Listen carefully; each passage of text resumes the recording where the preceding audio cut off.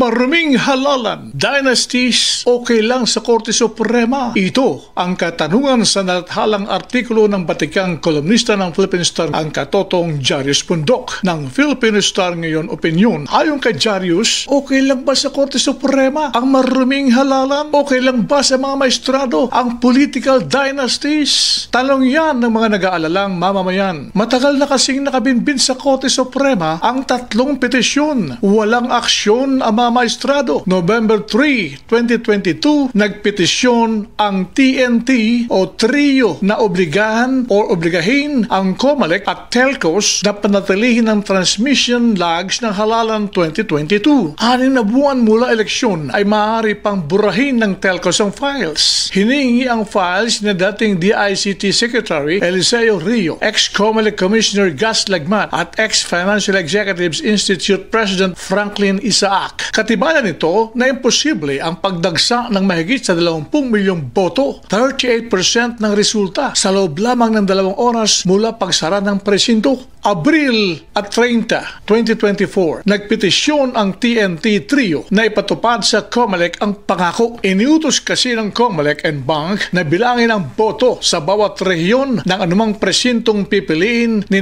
Rio, Lagman at Isaac. Iminungkay ng tatlo na buksan ng 30 ballot boxes lang sa Santo Tomas, Batangas. Tumalikod ang COMELEC sa salita. March 18, 2024, nagpetisyon ng 4 na professor kung obligado ang Kongreso ibawal ang dynasties ayon sa konstitusyon. Kung obligado nga, utusan ng Korte ang Kongreso na isabatas ito. Petitioners Rico Domingo, Wilfredo Trinidad, George Cabildo, Cesar Oracion, kambal na suliranin ang maruming halalan at dynasties. Sila na lang ang nauupo dahil sa lutong Macao na botohan. Hindi magkukusa ang ehekutibo at legislatibo na buwagin ang dynasties at linisin ang halalan. Anong mangyayari kung hindi kumilos ang ikatlong sangay ng gobyerno hudikatura? Samantala, sa isa pang artikulo ni katotong Jarius Bundok, sinasabing sinakdal ng bribery sa US si ex-COMELEC Chairman Andres Bautista. Humihingi siya ng political asylum doon. Pero natiklo ng FBI na tumanggap siya ng suhol. Hindi bababa sa $1 million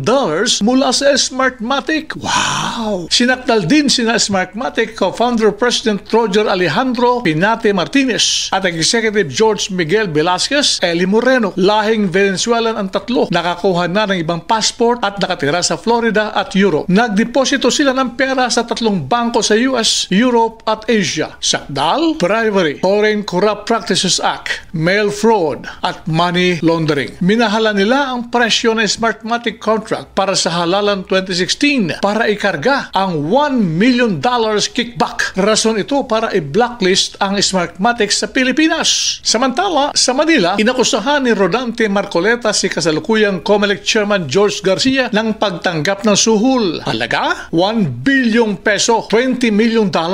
Dinipositohan umano ng Miro Systems of South Korea ang 10 bank accounts sa Cayman Islands, tax haven sa Bermudas ng mga pandaigdigang kriminal ang kapuluan. Ito umano ang dahilan sa dalidaling pagkontrata ng COMELEC sa Miro bilang electronic systems provider sa halalan 2025. Bilang tugon, nag-waive si Garcia ng bank secrecy sa 6 na deposito sa Pilipinas. Pero ang dokumentos ni Marcoleta ay Cayman. Dinipositohan daw niya ang mga bangko doon ng tig $100 at humingi ng resibo. Lumitaw umano ang pangalang George Garcia. Heto ang siste. Nais ni Marcoleta na ibasura ang Miro contract. Gamitin na lang daw muli ang 107,345 vote counting machines ng Smartmatic. Ibig sabihin, kontratahin muli ang nanuhol kay Bautista. Kalokohan! Dapat hybrid system na lang. Automated transmission at canvassing, pero manual voting at counting sa presinto. Ito ang inilahad ang ating katotong Jarius Bundok sa kanyang artikulo.